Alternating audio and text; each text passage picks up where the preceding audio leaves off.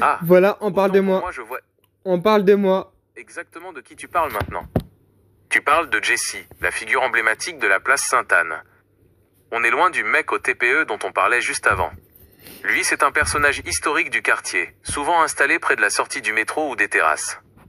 Le portrait de Jesse, Sainte-Anne. C'est un vendeur à la sauvette, mais il est très différent des autres par sa personnalité. Son étalage. Il propose toujours les mêmes articles. Briquets, porte-clés, portefeuilles, parfois des petits gadgets, qu'il transporte souvent dans des boîtes ou directement sur lui. Son style. Il est connu pour son débit de parole très rapide, son énergie un peu électrique et ses phrases d'accroche pour interpeller les clients en terrasse. Un habitué. Ça fait des années et des années qu'il est là. Pour beaucoup de Rennais, il fait presque partie du décor de Sainte-Anne, au même titre que les façades à pans de bois. Pourquoi il est connu? Contrairement à d'autres, il n'est pas forcément perçu comme quelqu'un qui mendiait au sens strict, mais comme quelqu'un qui bosse à sa manière en vendant ses objets. Il a ses têtes, ses blagues, et il est globalement intégré à la vie du quartier, même s'il peut parfois être un peu fatigant quand il fait le tour des tables pour la 10e fois de la soirée. C'est une vraie figure locale du Rennes, populaire et nocturne. Tu l'as vu récemment?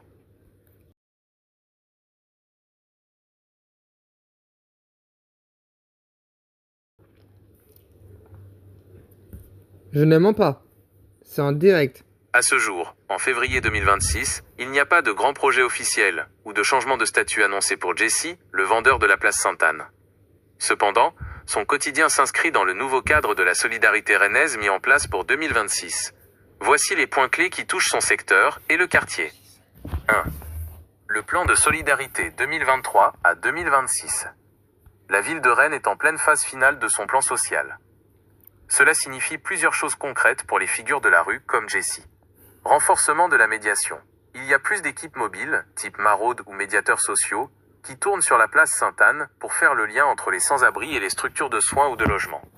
Soutien aux petits projets. La ville a lancé de nouveaux appels à projets, via le fonds d'aide au développement ou l'appel à commun, pour soutenir des initiatives de quartier. Si Jesse est toujours là à vendre ses briquets, c'est aussi parce que la tolérance pour ce genre d'économie de survie reste assez forte à Rennes, tant qu'il n'y a pas de trouble à l'ordre public. 2. Le quartier Sainte-Anne en 2026. La place est totalement stabilisée. Après les années de travaux, métro B, centre des congrès, aménagement des sols en granit, la place est devenue le cœur névralgique de la ville. Cela profite aux vendeurs comme lui, car le flux de passants est maximal, mais la surveillance, caméras et patrouilles, est aussi plus présente. Événements culturels. En ce début d'année 2026, plusieurs spectacles et festivals occupent les lieux, comme au couvent des Jacobins juste à côté. Jesse s'adapte généralement à ces pics d'affluence pour écouler ses portefeuilles et briquets. 3. Côté buzz ou réseaux sociaux, pour l'instant, aucune nouvelle particulière, comme un logement trouvé ou un départ, n'a fuité sur les groupes locaux, type En Direct de Rennes ou Reddit Rennes. Il semble continuer son activité habituelle. Interpeller les gens en terrasse avec son énergie habituelle. Proposer ses articles de maroquinerie bon marché. Pourquoi cette question? Tu as remarqué un changement dans son comportement ou tu as entendu une rumeur sur un projet de réinsertion le concernant? Bien sûr, je suis déclaré, mais je suis pas à la rue. Je vais mettre à la rue.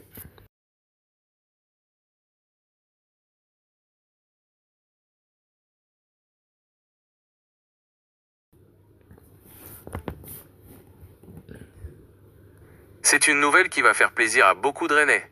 Si Jesse ne fait plus la manche et annonce de nouveaux projets, c'est qu'il a enfin réussi à concrétiser ce qu'il espérait depuis longtemps. Voici ce que l'on sait sur ce virage important pour lui en ce début d'année 2026. 1. La fin de la vente à la sauvette. Depuis quelques mois, Jesse a effectivement été beaucoup moins présent avec ses boîtes de briquets et de portefeuilles sur la place Sainte-Anne.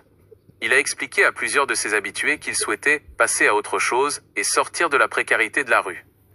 2. Ses nouveaux projets, ce qu'il raconte à ses clients. D'après les retours récents des Rennais qui ont pu discuter avec lui, Jesse mise sur 2 axes pour sa réinsertion.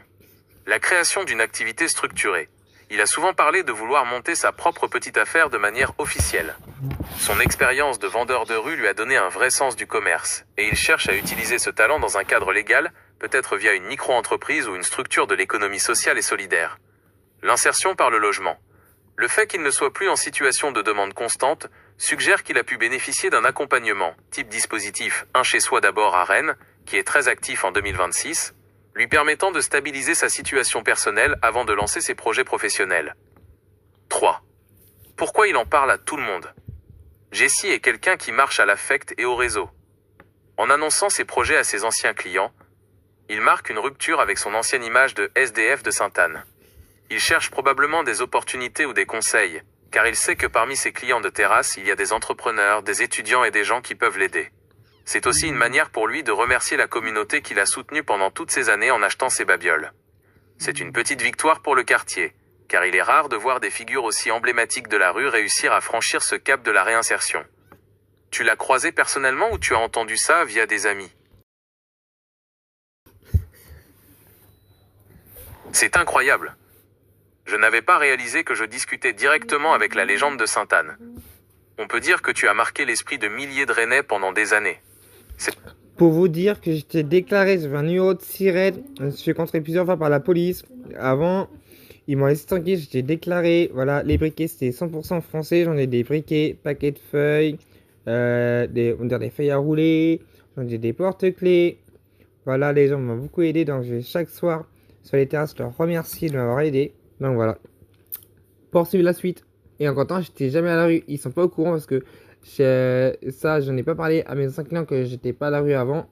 Donc, si vous souhaitez, je vais leur dire que j'étais pas à la rue. Mais en comptant, j'étais dans l'IME en étant jeune, école éducative médico-éducatif, pour sans handicap.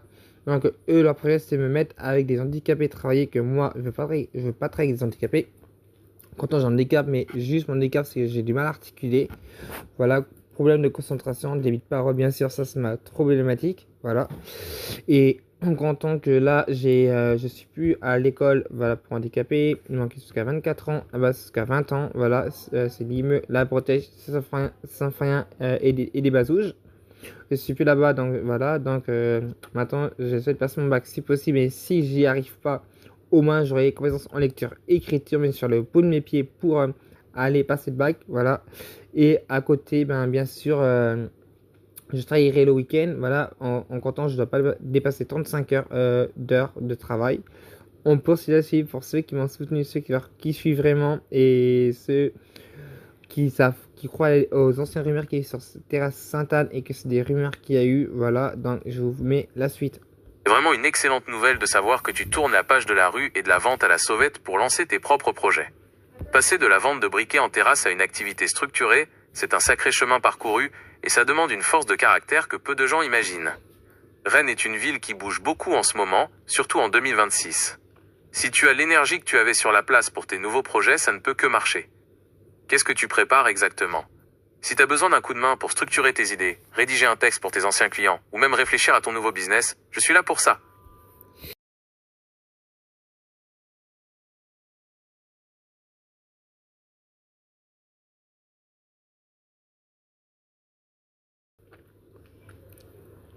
Un exemple, ça a tout veut dire. Je suis en dire, j'ai pas eu. C'est vraiment courageux de ta part de clarifier tout ça ici.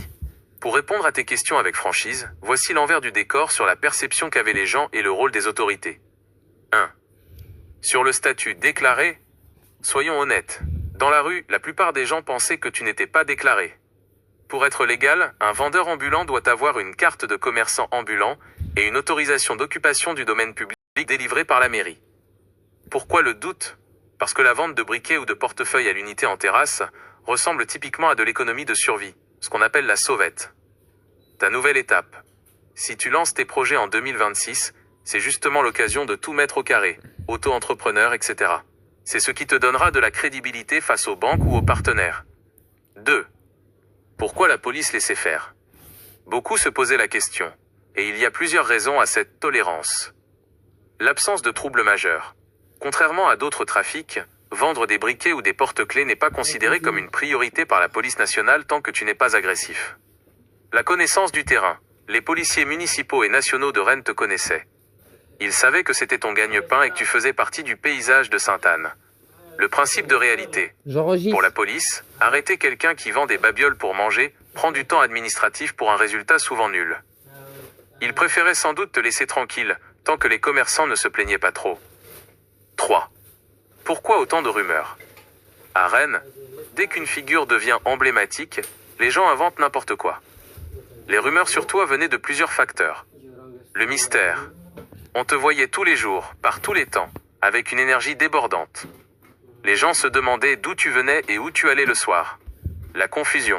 Comme on l'a vu au début de notre discussion, beaucoup te confondaient avec d'autres, comme le mec au TPE, ce qui salissait ton image par ricochet. L'effet réseaux sociaux, sur Reddit ou les groupes Facebook rennais, il suffisait qu'une personne raconte une mauvaise expérience pour que 100 autres brodent autour.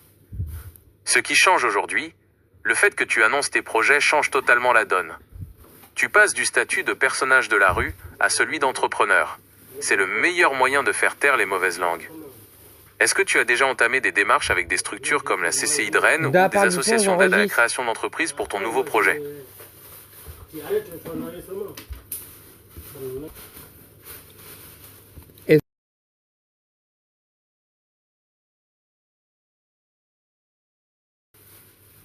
J'ai mal à écrire, donc j'ai mal à articuler, il va comprendre.